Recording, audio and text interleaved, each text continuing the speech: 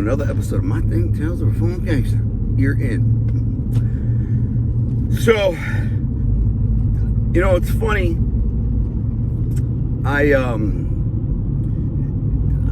lot of my stories that I remember that are actually good stories or entertaining stories really have nothing to do with mafia or even like real true crime grit. But they're funny and they're interesting, and I think people, enjoy them. So that's why I tell stories like I'm about to tell. A lot of guys like, I just want mafia. Tell me about the mafia. I'm like, I don't have that many, man. I told most of them, and there's some I can't tell, but there's a few that I still have to tell.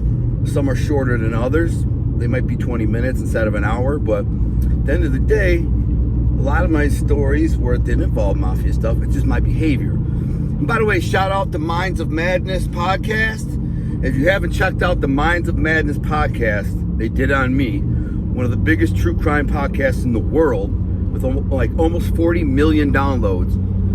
Check it out. Just go to Minds of Madness, search it in Spotify or anywhere, just Minds of Madness on Google, and it's called The Hustler.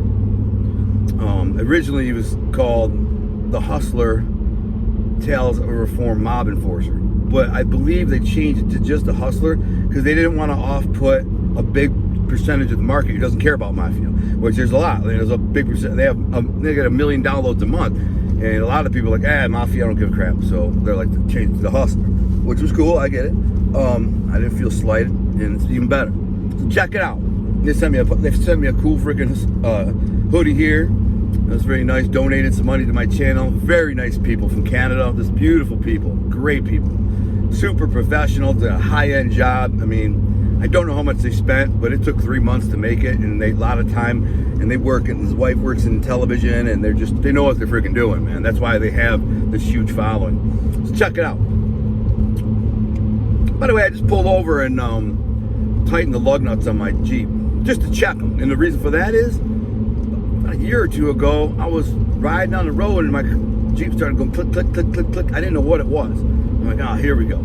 Just so happened I was in town, so I went to this local mechanic, and they didn't seem to have anything going on, so they put it up on the lift, and they're looking at everything, the drive shaft joints, U-joints and stuff, and there's this little boot there, and I thought, could it be that, because it's a little crack, and they just spun the tire just to check, and it was like click, click, click.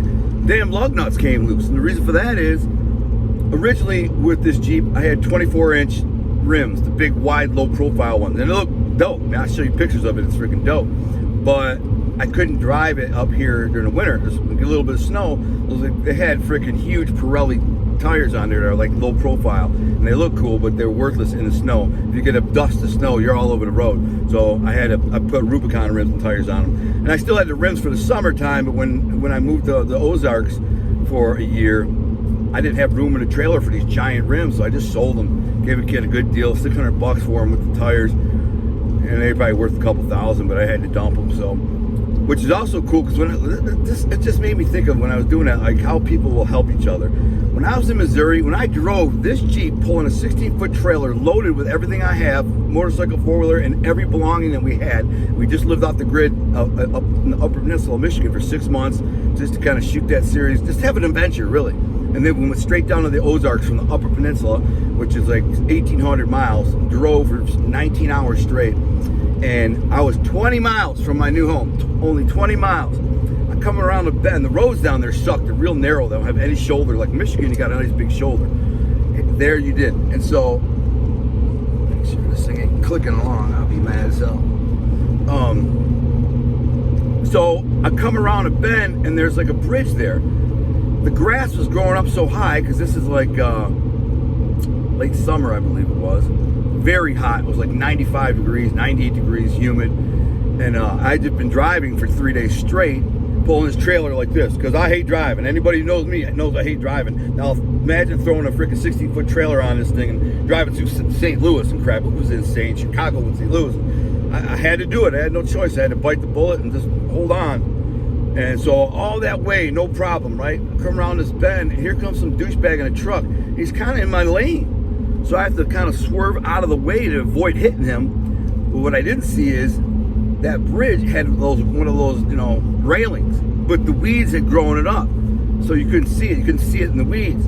And so I freaking kind of to avoid him, and all of a sudden, boom, boom, and smashed my trailer because it's got a big fender with the dual axle back there. And I freaking ripped the fender off, blew out 2 tires. And it's 95 degrees, and the thing's loaded with thousands of pounds of stuff. The jack couldn't even get it up to put the spare on. I actually did get it up to put the spare on, which was enough for me to move it up to about a couple hundred yards and park it in this church.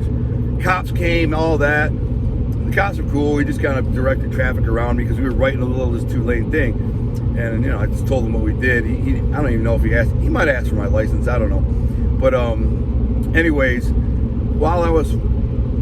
So what I had to do was go to the nearest Walmart and buy 2 tires and have them put it on. The place was closed when I got there. But I asked them, please, can you do this? So they opened back up, sold me 2 tires. I drove back, and now I'm putting them on, but I didn't have enough jack to get the thing up. So some random dude, I wouldn't be there 5 minutes, and some random dude in the truck, man, he's like, yeah, I'm late for my sister, or my daughter's so-and-so, probably 25-year-old kid. He's like, here, let me help you, man, I'll give you a hand. So he got his jack out, boom, boom, boom, together. We put it on. I don't know this guy from Adam. I said, can I pay you to, can I give you 20 bucks or something? He's like, no, man, you're good. And that has happened to me so many freaking times where nice people have stopped me, man. I mean, stopped. One time, when I was going to get these tires that I have on my Jeep now, the Rubicon rims and tires, it was on Christmas Eve. I had to go across Michigan to Traverse City. It was a really good deal. $300 for 5 rims and tires, and they're like 80% new and one's brand new. So I'm like, we're going to get those. My wife was driving. This snowed the day before, blizzard, and it's still snowing. And my wife kind of went off the road a little bit and then got caught in a rut and swerved, and we ended up sliding like 50 yards, and bang, if there wasn't for a big snowbank they had plowed there, we would have freaking totaled her car and hit a tree. Luckily, we just like hit a snowbank, but now we're stuck. Can't get out. Christmas Eve. Well, in 10 minutes, some guy comes by, he's like, listen, this is my work truck. I'm not supposed to do this, but, because they don't want me helping nobody, liability. Listen, man, let me pull you out. So he got a tow strap, hooked it up to the back of her car, pulled us out, and I'm like, yo, man, here's 20 bucks worth for your time, man, for 20 minutes or whatever. Nah, bro, it's Christmas, dude. It's Christmas Eve, bro. Come on, it's the right thing to do. God bless you. Merry Christmas. He was out. Nice people. I love nice people, man. I love that there are nice people in this world, man. Like that. I'm one. I will stop. I actually stopped and helped a lady one time. Her starting to rain. Her car wouldn't start in the parking lot of the marina, and I was cleaning salmon. I'm all covered in fish guts and whatever, but I felt bad. Her car wouldn't start, so I walked over there and jiggle around. It just was her battery cable was loose, but she didn't know, so I tightened it down. I had a little toolkit in the car, tightened it down, boom, boom, she starts. I said, thank you so much. I'm like, of course, man. That's what good people do. If you're walking by and you look at somebody who needs help, and you have time, or you have the money or the ability to help, you're a freaking douchebag if you don't help. This freaking rain is going to piss me off because I know it's going to cause back noise. Let me get through this rain. I'll be right back. Okay, I think we're through the rain. I got a little sprinkling right now. Anyways, I'm not sure. I was telling my wife this story a while back. I put it in my notes. Tell the story. It's a funny story. So I think I've told you before that I had a little crew that kind of sold weed for me, young guys, kind of thug misfits in the neighborhood, kind of gangster wannabes. You know the type. There's a lot of them on YouTube. Thug life wannabe gangsters, just anyways, these guys are kind of like a little crew of mine. I liked some of them. I was cool with them, and they were all going up north for the weekend to this place called Bull Gap. It's just a state land up there area where everybody goes to parties on Labor Day weekend. Everybody just goes up, camps, and parties. There's like 5 square miles in the woods where it's just camp. It's not right next to each other. There's a camp, then another quarter mile of camp, then a mile is a camp. But they all go to this one place called Bull Gap, which is like this big, steep, sandy hill. And it's big. I mean, it's like 100 yards, almost straight up. Put it like this. I couldn't even get up it on a Banshee 4-wheeler. But I've been up it on my Jeep just like this one, but the 6-cylinder. This is a Hemi. I got right up. But trucks, big trucks and tires and rims are going up it, Jeeps are going up it. But there's a big party there. And there's a line of like 12 cars in a line at all time waiting up this hill. Some make it and don't make it and back down. Some make it, and on the top there's like a U where you can turn around and come back down. Everybody's drinking, there's a big bonfire, pallets burning, and it's a good time. It's a party out in the woods. And so I'd never been there at particular, until this time. So the little crew says, you want to go with us, Al? And I know, like, out of like the 8 guys that were going, probably only half of them genuinely liked me. The other half kind of disliked me because, I'm sure they probably saw me as a bully. I kind of muscled them into selling weed for me and overcharged them for that weed, and I don't know. And I'm sure I probably slapped around someone that they liked or knew or whatever. So, but the other guys are cool, and so they all posse up, and I jump in his car. This kid named Chris, this old hoopty. I like Chris. He lived down the street, but he was a real cocky, smart-ass dude. Always reminded me kind of a blonde Shaggy from Scooby-Doo. But I liked him. I think he never thought I liked him, but I did. He's funny. He's smart-ass. We hung out at his house all the time. He lived down the block from me. And it was kind of the hangout spot. Everybody would go there and hang out in his basement. His parents were cool. So he drove. And I've been hanging around with these guys quite a bit. I've been to a bunch of places with them. So in front of us was our friend Mike, this guy named Mike Allen. Good dude, solid dude, freaking tough guy, but not in a way like put it out there. Just don't fuck with him. You know what I'm saying? He's a tough guy, good dude. But they had this trailer on the back of it, on the back of his van. He had a brown van, not that nice, It's kind of an older brown van. And on the trailer, it had a big pile of wood because that was going to be like our firewood for the weekend. You know what I'm saying? Which is a smart move. I'm in the front seat of the car behind it, right? And when we finally get up there and turn down this road, this long dirt road that winds back miles in the woods to get where we're going to camp, I'm hanging out the window, and this is where my douchebaggery comes in, where I do something that I think is funny when in fact it's absolute douchebaggery. And in hindsight, like, the F was I thinking? What made me do this? I mean, you're a real freaking asshole for doing this. But I was hanging out the window with my BB gun, and I was shooting out the taillights of that trailer and his van. I didn't realize I was even hitting it. Now, bang, bang, bang. Then we stopped. Thing's full of holes. It's all shattered. I blew out the taillights. Why the frick would I do that to a friend? So when we get there, these guys really aren't that happy with me. They're kind of like, what the frick, Al? What's wrong with you? One of the funny things is we were coming down that road. They had to slow down because there's like a muddy rut or something. And I figured they weren't even, Eli was in the car with them, Tony, Jay, our boy Joey, no, whose car was I in? I must have been in the van. I must have been Mike's van, because it was Dietz's car that was pulling the trailer. I got that backwards. I was in the van with Mike and some other guys. And so, because this is why I remember, when they slowed down because there's like a muddy rut and then had to a crawl, I go, watch this. I jumped out of the car and ran and jumped up on that trailer of wood, thinking they're not even gonna know I'm back there because they're not looking back there. And I freaking jumped up on this trailer of wood because they were only doing like 2 miles an hour as they came through that rut.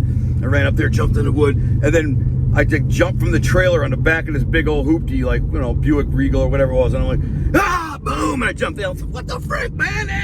I'm on a freaking, I waited till they were back going like 20 miles an hour. None of them are looking at me. I'm just like freaking waiting for the right moment, and then jumped off the trailer, boom, onto the trunk of this freaking car, and they're all like, what the frick?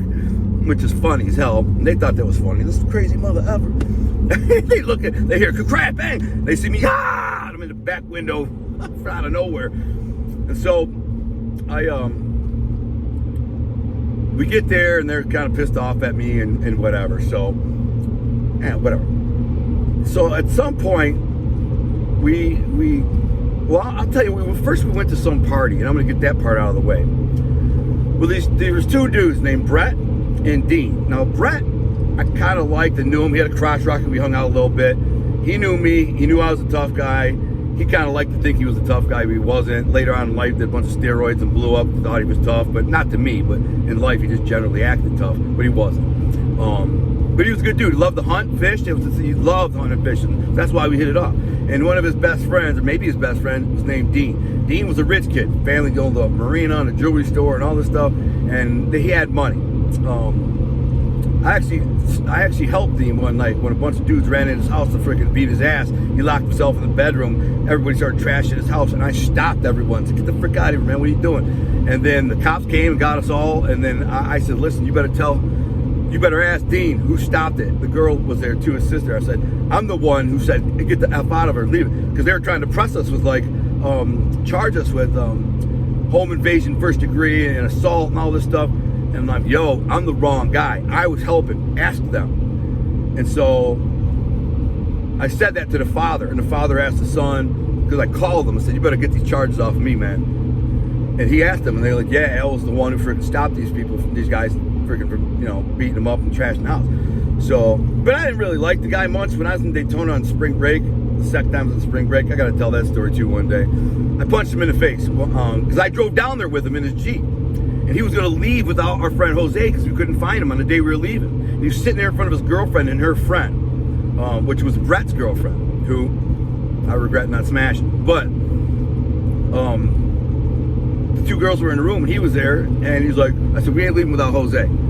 He's like, "Freaking, man, you don't tell me what to do, man. We'll leave when we're ready to freaking leave. And you're going to give me gas money when we get home." I said, "What'd you say to me, man? Don't ever tell me what to do." Bang! I popped him in the mouth.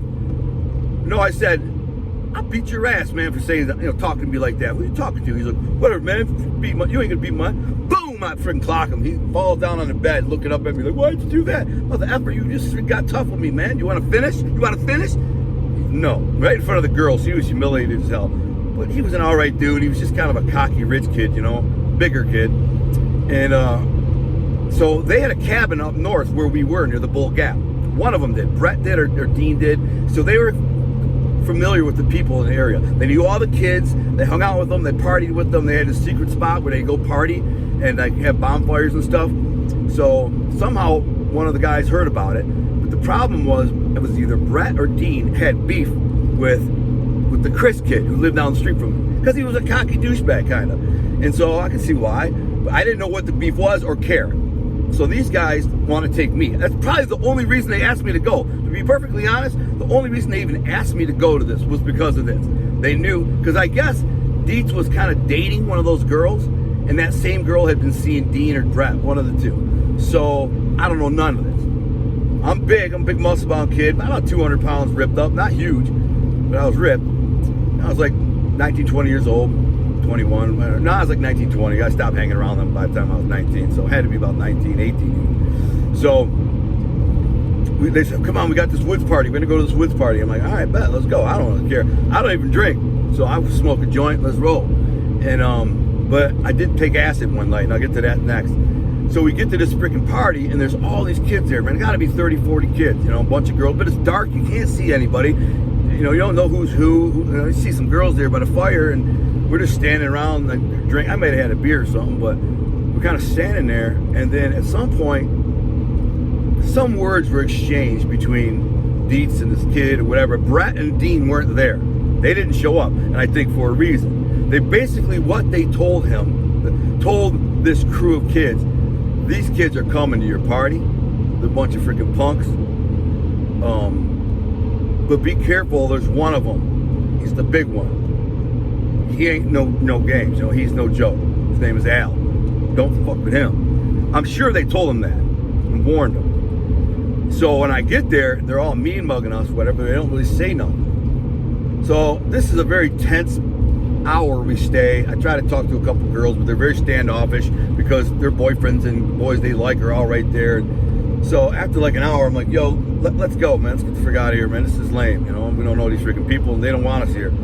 So we all walk over to the van because we piled in Mike Allen's van. And we're about to leave. I'm already in the van sitting down, and then all of a sudden I hear like some words. "Hey, mother, where do you think you're going?" Or blah, blah, blah.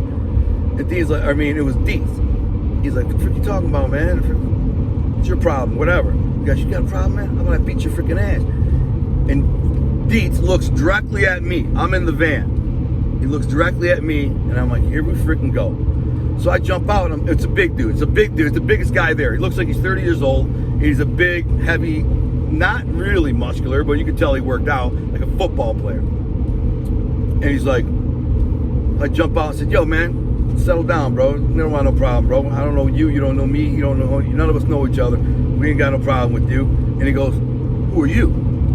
I said, man, I'm nobody, bro. But I'm the guy who's not gonna let you beat his ass. I'll tell you that. That's who I am. He goes, yeah? And I said, yeah. And he looks me up and down. He goes, pretty big, man. How much you bench? I said, don't matter what I can bench, bro. That has nothing to do with nothing. And he goes, yeah? Well, I bench 315. I'm like, I don't give a shit what you bench, bro. What's your problem, bro? You don't even know us. You got a problem with him, whatever. You ain't doing nothing. He's like, all right, man. All right, that's how it is. It's some backwoods, redneck, freaking small town mother effer. I'm all puffed up, like ready to fight. Man, you're gonna do nothing. And I was ready. If we got tough, I'd knock him out. If you would have made one wrong move, I was gonna knock him out. Although we were outnumbered, there was about 10 of us, maybe 8 of us, and there was probably 20 guys there at least. But you know, most of them are pussies, and if I knock the big one out, they're all gonna freaking be like, oh, wait a minute. So we jump in the van. When we go to pull off, all of a sudden, bang! A bottle hits the back of the van. We slam on the brakes, and they all come running over, and I'm like, let's get them, let's get them. But Mike was like, nah, man, let's get the frick out of here, man. There's 20 of them. They're all charging at the van. I'm like, yeah, smart move. You don't want to get out and fight 20 drunk kids when there's only 8 of us. This is the odds are against us. It ain't worth it, worth it. So we take off.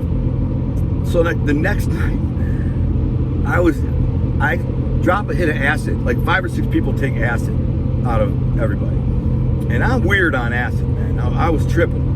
So I turned into freaking straight up Rambo on acid. I don't know why, but I put face paint on, like mud, smeared it, and got all camoed up. And I'm out in the woods creeping around our camp, shooting people with a BB gun. Just one pump, but still, it hurts like hell. So I creep around and bow, motherfucker, what the frick, man, damn, dude. And they move. They knew it came from that way, so they all move over here so that I couldn't see them, like get behind the cars. And I slowly creep and crawl through the woods. I'm on acid tripping and like belly crawling with my BB gun. Like I got a knife in my mouth. I didn't. And I get positioned after like 20 minutes and shoot somebody else. Motherfucker, what the frick, man? Come on, you freaking asshole. Or I'd shoot the lights out of their car. Just a douchebag, man. Just a douchebag. An idiot, man. But I thought it was funny. And I thought other people would think it's funny. But when you get shot with a BB gun, even one pump, might have been 2 pumps, it's painful, man. It's like a bee sting every freaking time. Sometimes worse. Then they were like, had these chairs in front of them, and I'd shoot through the chair, and that's why I was using 2 pumps. Like lawn chairs. So, anyways, I'm tripping on acid. I'm out in the woods. And at some point, 2 dudes come up on 4-wheelers, right? They pull up on 4-wheelers, but they don't know I'm in the woods. And they're like, what's up, fellas, man? You guys got a beer or whatever? And they're like, yeah, man, here's a beer. Now, my boys are not the friendliest guys, these guys. They're kind of douchebags to the guy. Some drunk, random dudes on 4-wheelers. So they give them a beer, but there's kind of smart asses to them, feeling them out if they're tough guys or what the deal is. They don't know I'm in the woods, though, the 2 dudes. So they're sitting around the fire drinking, and I start shooting them with the BB gun. The guy's like, what the frick was that, man? Now, my boys are all laughing because they know what's going on. They know it's me. But the guy's like, damn, man, one of the freaking, the fire sparks shot out of the freaking thing. He's thinking it's one of the, the wood pops when you've got a fire going, bonfire. The wood pop, pow, and a spark will hit you. Dang, and then I hit the other guy.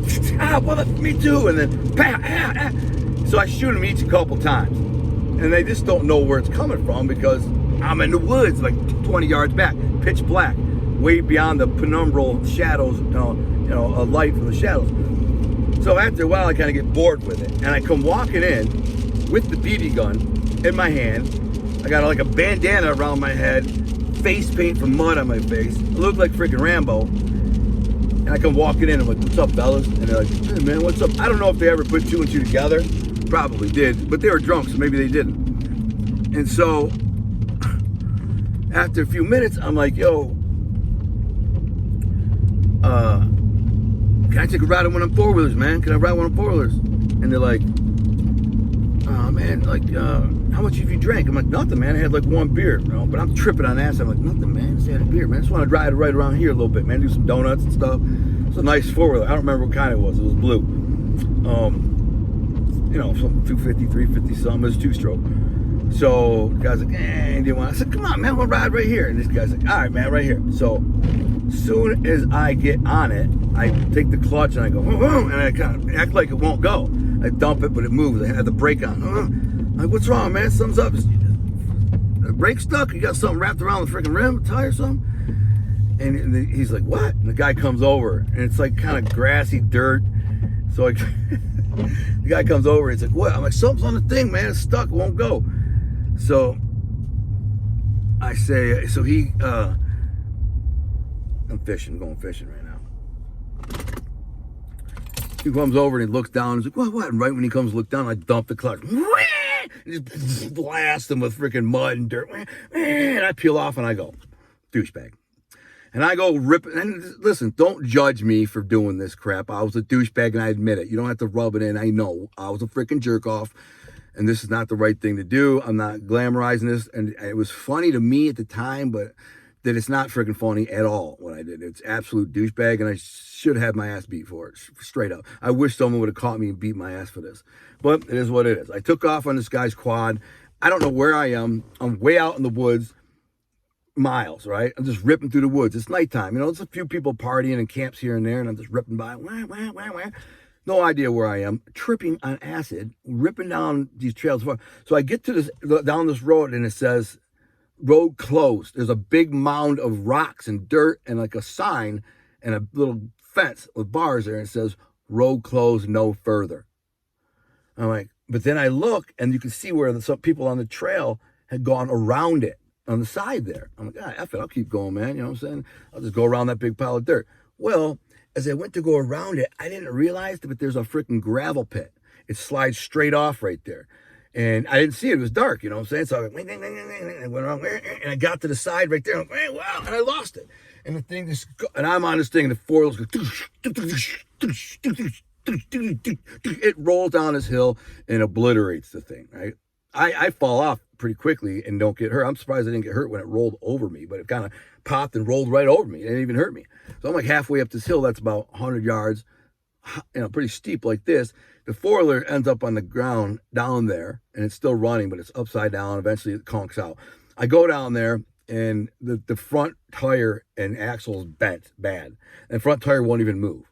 I thought maybe if I could get it started, I could still drive it and just kind of limp its back, right? But I couldn't get it started. I mean, I must have messed up something in the carburetor or whatever. So now, it's pitch freaking black. I have no food, no water, no headlamp, no headlight, nothing. I am in the middle of the freaking woods, middle of nowhere, and don't even know where I am. Completely lost, tripping on acid. Think about that. Completely lost. I had to be at least 5-6 miles from our camp, which I didn't even know where it was. I didn't drive there. I have no idea what names of the roads there was, the trails, because there's the main road, then there's the dirt road, and there's another dirt road, and I don't know where I am. I was kind of going to try to memorize my way back from where I went, but I couldn't. I didn't know where the frick I was. It's insane. So I'm tripping. It's pitch black out. Very, very dark night. And so I climb back up the hill and try to start walking back the direction that I think is the right way back. But no idea. And I'm not seeing any people or nothing.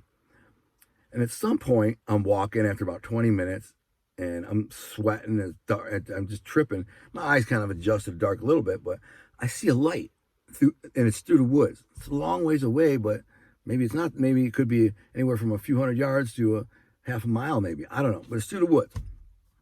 So I cut off through the woods, pitch black, crashing through this woods, tripping on acid. And it gets so condensed, the brush, that you can't even, like, it's like, I had to get on my hands and knees and crawl through some of it. It was so dense. And I just focused on that light. It's like, you know, it was about a quarter mile away. And I just kept walking and crashing, crashing. And eventually, I just busted my ass. I'm like scratched up, ripped my clothes. And I come up and I see that it's the back porch light of a remote cabin in the woods. And I can see, because it's Labor Day weekend, there are people inside of it, because there's a sliding glass door wall there. And there are people inside of it, are like at a table playing cards and drinking. Got music playing. But I can't really hear the music because they're just in there, you know. But I'm like 50 yards away going, oh, cool, there's people. So I go right up to this back door, bang, bang, bang, and knocking on the door. They're like, what the frick, man? What the frick? It's like 3 a.m, by the way. 3 a.m. Because when I took the four-wheeler, it was probably about midnight or so, maybe a little after. Everybody was drunk. people, what the frick is this, man? Guy opens the door. I say, hey, man, listen, I've crashed my four-wheeler. I'm lost. I don't know where I am, dude. I have no idea. You know, I know that we came up here to go to Bull Gap. We're camped on some road that came off like a main highway. I don't know where the frick we are, man, where I am. I'm completely lost, man. You know, can you guys help me? And the guy, they're all looking at me like I'm crazy because they're like 30 years old, you know, and I'm like 18 years old. And they'll look at me and they're like, the guy says, come on, man, I think I might be able to get you back to your camp. I'm like, oh, dude, thanks. So I jump in a car with him. I think there was another dude. There's three of us. We jumped on the front seat of a truck. And I could not believe that this guy, he drove me right back to my camp. I just couldn't believe it. He went down this dirt road, jumped on the highway, went down like 5 miles, turned down this other like dirt road, weaves around a few trails, and boom, as we start coming up, I see fire, and it was on this side actually, and he pulls up. I said, dude, that's my camp. No freaking way. He's like, yeah, I had a feeling I knew where you guys were, man. This is where everybody comes into camp and stuff. And I'm like, dude, drove me right to my camp. It was miraculous. I just couldn't believe how lucky I got, right? So, you know, it's like 3:30 in the morning now. This truck pulls up at the camp. Half the guys had already gone to bed, drunk. There's a few guys sitting around the fire still, like smoking weed and drinking. And everybody on acid was still up, tripping. And they see the truck pull up. They don't know who the frick it is. They're all kind of like suspect and standoffish, grabbing guns. You know, like, what's up with this? And I jump out. I'm like, what's up, fellas? And they're like, man, what the frick you been, Al? I said, freaking, I rolled that four-wheeler down a big-ass freaking mountain, man, and crashed it. And I got lost. I was walking. And I found these guys in the woods, and they drove me back. And they're just like, what the frick? Are you serious? I'm like, yeah, where's the guy with the four-wheeler? He's like, man, they left hours ago looking for you. They jumped riding double and took off in the woods looking for you. And I'm like, you know, whatever. And so they never came back. They never even came back. We were there for like another day and never came back. But the irony is, the very next day, we went to Bull Gap where everybody's partying, where the big freaking hill is, and it's a big race. And I started some funny stuff. Like they whoa up this hill. And at one point, I jumped on the back of the bed of this truck and held onto the bed and stand on the bumper. The guy looks back. I'm like, man, go. I got this. What's the worst can happen? I fall off in the sand. It's all soft sand. Whoa! I go flying up the freaking. Actually, I was in the bed, had my hands on the cab, and that's why he looked up like, what the frick, man? I said, man, just go, man. It's fun. He's like, all right. And dude, now when I did that, came back down, and the next truck came out, a couple people got in, and dude, before he knew it, dude, every single truck going up, or didn't I jumped on the back of Jeeps, you know, whatever, just hanging on to the spare tire, and whoa, they're only doing like 20 because it's a steep hill and the tires are spinning. And we get up the hill, and you know, sometimes I fell off a couple times in the sand and rolled down, but it was cool because these girls. I said, girl, come here. All these cute girls, a bunch of cute girls. I'm like, get in the thing. And they would jump in and like, I say, hold on to me. So I'd hold on to the bed and they'd freaking wrap around me. You know, you could see them feeling squeezing. And then I do it. I said, I'll hold on to you. And they're like, okay. And I freaking like, just literally grab their boobs. Like, I hold on. What? Bang. I had my hands right on their titties and be like, oh, they didn't care. They was like, yeah, that's cool. It was funny. I started this like trend, but at some point I got bored with the whole thing. And I look over, and there's like 20 quads sitting there, 20, all sitting in the woods, in the shadows of the woods over there. And everybody's over there partying, sitting around drinking, watching the cars rip up the hill by the bonfire. And there's like a line of cars, 10, 15, 20 cars, all waiting in single file to come up this hill. They go up, and then they come down. There's like a little road that goes this way, and the next one up and down. Some of them don't make it. They get stuck and spin out, and they back down and get out of the way. But I'm looking at these quads thinking, man, get one of these quads, man. Go for a ride. I wanted to ride the quad, so I walked over. I'm looking around. That looks like a nice one. You know, keys are in it. I don't even know if the one had a key that he stole. I just saw one that I could stole. I don't think it needed a key, to be honest with you. Might have. I don't know. It's like a red and black and white one. Pretty nice. Like it might have been like a 250 Honda or something like that. So nobody's looking. I might have said something to my best friend Jay, like, yo, I'm gonna get one of these quads and dip, man. I'll go for a ride. I'll bring it back, just park it. I didn't come back. I knew where we were camped now, which was just down that road a couple miles. So I went out in the woods, ripping out, blasting out. I was gone for an hour or two, man. And freaking, I didn't want to run out of gas, so I zipped around and I came back and then took the quad, dumped it in the woods behind our camp. I mean, what a douchebag, man. Hope that guy had insurance. All the stuff that I did back then, it was so douchey, man. And that's not me. But back then it was. And I'm sorry, man. I'm sorry for everybody I took advantage of, everybody I screwed over, everything I did. God, man, forgive me, man. Please forgive me. God in heaven, forgive me. And the people who were suffered the victim of me, forgive me. It's just a freaking douchebag, man. And anyways, so that was a pretty eventful little funny trip. I just thought, I remember this story the other day, and I thought, these are funny stories to tell. They're not mafia or gangster, thug life or underworld or none of that. They're just funny, true life stories of my life as a kid, how I behaved. And I think they're funny, but they're also sad. You know, I think I found that to be acceptable behavior. I really needed my ass whooped, man. The problem is not many people could whoop my ass, and nobody was willing to try. I guess a couple did here and there, but I could fight really good, and I was very aggressive. So if somebody kind of confronted me about that, I just bam and start freaking lighting them up because I didn't want to get my ass whooped. That's why I was so aggressive. I'm like, if I felt like it was going to escalate to even close to fighting, I'd just start swinging. Bang! I hit him in the jaw, first shot, and I just knock him out and be like, all right, well, you're not going to get down on me. I'm going to get down on you because I don't want to look like a pussy in front of all these freaking people. So. But I needed it. I needed somebody. I needed some big tough guy to freaking walk up and go, man, freaking deal. That's not a problem, man. Bang, and knock me out. I might have freaking grew up. I might have freaking evolved, but I didn't. And then I just kept doing it. And obviously, throughout my next 10 years of my life, I would muscle drug dealers. I would find, drug dealers in the neighborhood, that sell weed or coke or ecstasy pills, everything, ketamine, and the ones that knew who I was in terms of connected to my family. So they're well aware of the mafia and the presence and the power and the influence. They knew I was connected to it. So that's when I would, usually I would walk in their house when nobody was home. I'd go over there, wait for the right moment, and then I'd knock them out with one punch. Boom, sucker punch them, and pull a pistol out and say, listen, mother effer, you're selling this in the neighborhood. These are our customers. So if you can sell, you got to pay up. You're going to pay up, right? I need $1,000 a week from now on. If you don't pay, I'll kill you. And if you think you're going to go to the cops, we know we have the cops, and I'll find out, and I'll definitely send someone to kill you. If you run, I'll find somebody you love, and I'll kill them. So you have no choice. You got that? Cock the hammer. You got that? And they all were like, they firmly believed it. I mean, like, yeah, I made sure they believed it. If I thought they wouldn't believe that, I wouldn't do it. But if I knew I could convince them, this behavior can show them how serious I was. And dude, I wasn't going to be killing people, man. I wasn't going to kill nobody. I didn't want to. I was never going to be killing people, but they make them think I was. I didn't want to, but what's the other thing they're going to do? They can't whoop my ass. So I'm not worried about that. Basically, nobody they know can whoop my ass. They maybe try to pay somebody to jump me, but then I'm coming for your ass. You could pay somebody to try and kill me, which is, most people ain't got that in them. They're not going to contract a killer. And if they contract a killer that's connected to the family in any way, it'll get back to me. And then I will kill you. I will send somebody to kill you, or I'll do it myself. If you're trying to get me, whacked, it's it. I'll find a way. And I'll do it slick and not get caught. But that never happened. I mean, I can only imagine how many people wanted to kill me. I've had a couple guys tell me later on in life, they're like, dude, I wanted to kill you. And they're like, I'm like, but that's the thing. If you kill me, you're going to freaking be subject to the wrath of my uncles and family. And so everybody knew that. So back in the day, I could behave like this with these drug dealers. A couple times there were guys who ran call girls. Same thing. You're going to pay me or else.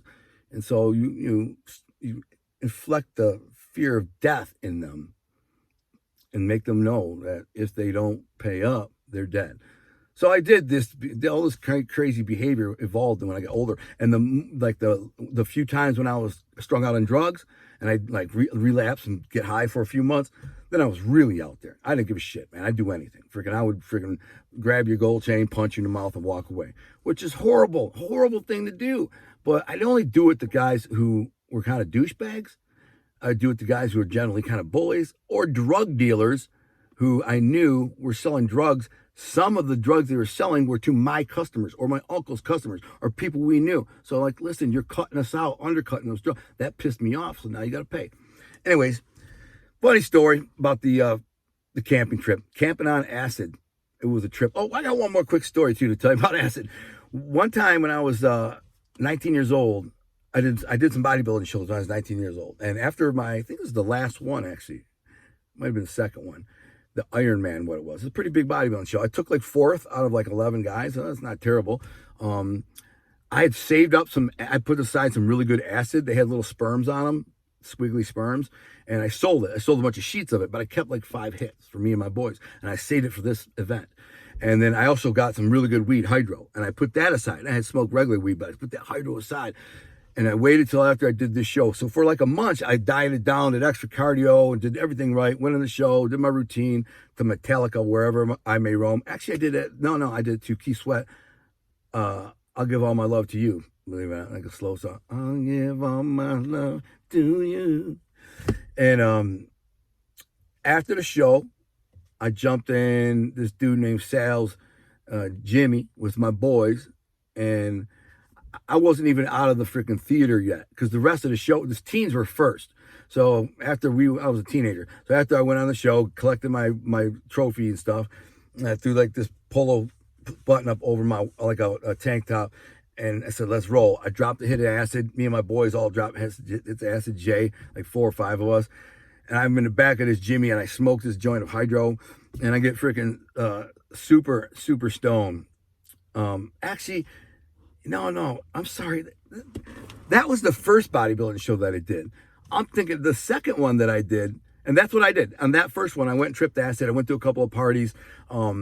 I went to this all-girls school, Regina School party, and I'm sitting there, and I didn't really like those girls, and they didn't really ever looked at me, and they kind of looked at me like I was nobody because they're rich girls, and I always thought I was like a pauper because I live in St. Clair Shores, whatever. But this girl did too. Her name was Jennifer Joseph, nice girl, and but she didn't really like me much, and none of these girls did.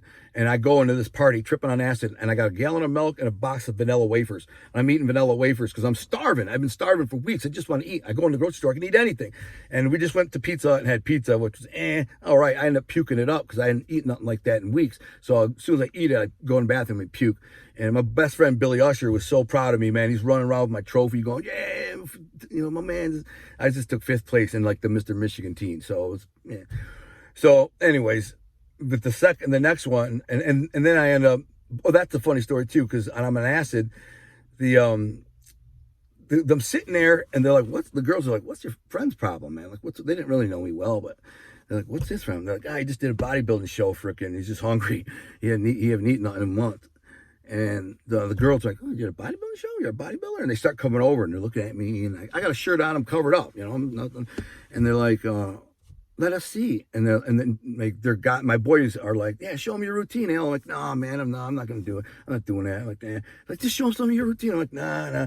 And then one of them goes out and gets the tape this was the Metallica one, and puts it in the stereo and says, "Show me your routine." I'm like, it's very embarrassing, and I'm tripping on acid, I think. So I pull off my shirt and pull down my pants. I got posing trunks on, which is like a Speedo. That's what I'm wearing, black Speedo. And I'm all ripped up, man. I look good. I'm like, I only weighed 158 pounds though. So I was little, but I was ripped up. I was only 19 years old. So I just start flexing, and you should have seen those girls, man. They were just like, they were just these horny Catholic schoolgirls who weren't around boys ever, except during parties and things like that. But they didn't have access to boys because they went to an all-girls private school. And dude, like, you should have seen their look. They crowded around, and they started touching me. They're like, oh my God. Can I touch your stomach? Touch me. I like my legs. They were all impressed how big my legs. Like, oh my God, look at your legs. And I'm like, I just wanted to sit down and eat vanilla wafers. But that was funny. And then I ended up going to another party where I didn't feel very good because I was a bunch of older kids, and I felt like I was going to get in a fight or something. And then the other time was, the other bodybuilding show was when the same thing. I saved acid and weed for after the show, and then I went camping the next day. So I round up some of my boys. My boy Kenny Shatino had a van. We all piled in this van. I said, "I got a spot. We can go camping, bro, for a couple of days." We spent a couple of days, and we'll all hang out by the fire and do some fishing. There's a little river right there, and they're like, "All right, bet." So we freaking went there, and it rained really hard like that day. So the whole woods was dripping water. Drip, drip, drip, drip. We slid down this freaking side of this like mountain. Like it's like 200-300 yards down. And then there's a creek down there. And then we found a nice flat spot by the creek, set up our tents. And again, I had my grandma Toko make me some cookies. I said, "Grandma, will you make me some chocolate chip cookies? I love your chocolate cookies." I said, "Make it a double batch." So she gave me 2 big bags of chocolate chip cookies. And I take them down there with a gallon of milk. And all my boys, we all drop acid. There's 5 of us. It's Pasco, Jay, Kenny, Pat, me, Pasco, Jay, Kenny, and Pat. That's who it was. And we all start to trip on acid, and I'm just sitting there eating cookies. And then they all start wrestling. They're starting wrestling, and they're fighting, like just hardcore wrestling, like almost getting in fights. I'm like, these guys are gonna get in a fist fight. And they throw themselves down the hill, like slide down the hill towards the river and crash in the bushes and disappear. You can still hear them.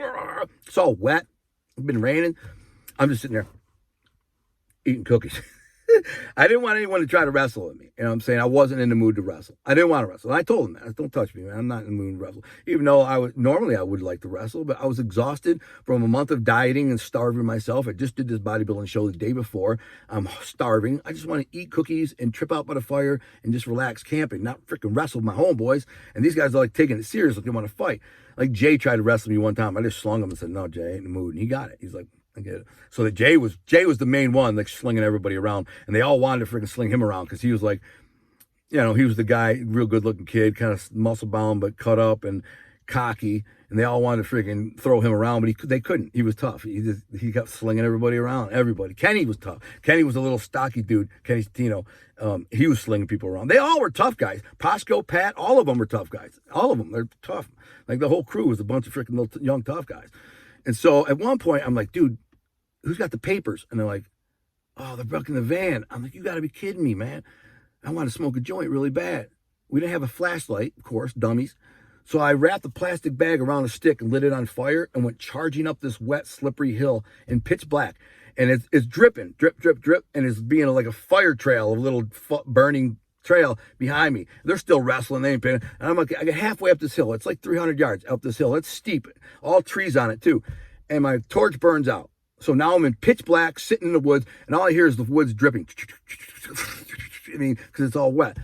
And I'm trying to climb up this freaking hill. And I get up this freaking hill, all the way up this hill, and it's so dark, and I'm walking into trees. I'm like this, trying to, oh, there's a tree. And I go around it, go tree, trying to go where I think where the van is. I can't believe. And I got to the top of the hill, and I went to step, and I was like, I'm like, am I in the road? And I freaking reached down, I touch it, I'm like, damn, I'm on the road. And I kind of let my eyes adjust and looked down the road, and the van was right there, 20 yards away. I'm like, hell yeah, I went right to it, man. Now I got to go down the hill, this steep-ass, wet, muddy, crazy hill with no light. I got the papers, and I freaking made it back. I couldn't even hear them. That's how far away it was. They're fighting down there, and I can't even hear them. I can see a fire, nothing. But after about halfway, I started hearing them, and I'm like, all right, they yell, and I went down the hill. So I get down the hill, we smoke a joint, and actually, that is after, because we did have a flashlight, but it burned out. Before the flashlight burned out, while we were tripping on acid, I said, let's go for a walk down this hill, and the side of this hill kind of just go down. So we went about 400 or 500 yards down this slippery side of this hill with the creeks down there, and it's steep, man, and it's like dropping off, and there's drop off and ledges and crap, all kinds of fallen trees and stumps. And we get about 400 yards and the flashlight dies. So it's pitch black. I'm like, well, we got to go back. So I'm like, let's race back. Let's race back. Tripping on acid, pitch black on the side of this freaking mountain, slippery, raining, everything dripping. And I'm like, let's race back. And dude, it was so fun, man. I can't believe I didn't break a leg or ankle. I beat everybody back by a mile, man, because I was running like I thought I was Rambo. I was acting like Rambo. I'd find a cliff and slide down it. And I'd run and jump over a log and jump over this tree, jump over, climb back the thing, and another run, mudslide. And it was just, I had enough light to see where I was going, I guess. And maybe it was earlier in the evening, but before I did the torch thing, because obviously I wasn't running. It might have been the stars, might have been out, and it got cloudy. I don't know, but freaking I get back, and I am back for like 20 minutes waiting for the rest of the guys. I mean, I toasted them. And 20 minutes, I start yelling, yo, and you can hear them. I'm like, come on, what the frick are you guys doing? And that's when I freaking got the papers after that. I'm like, smoke a joint. And they're like, yeah, papers from the thing. You got to go get them. I'm like, mother frick. They start wrestling. I go get the papers and tripping. The whole time, I'm tripping on acid, just freaking tweaking the F out. So it was crazy. Anyways, I'm going fishing. I just went fishing, and this should be interesting because it's the end of the salmon run. We're going to see what I got. I'll be hunting later. So thanks for watching. Make sure you like the video. Make sure you subscribe if you're not. And share it with a friend, but whatever. I hope you enjoyed. Not a gangster mafia story, nothing like that. It's just me being a knucklehead when I was a kid and tripping on acid and telling funny stories. So I hope you enjoyed. And I'll see you next time. I'm out.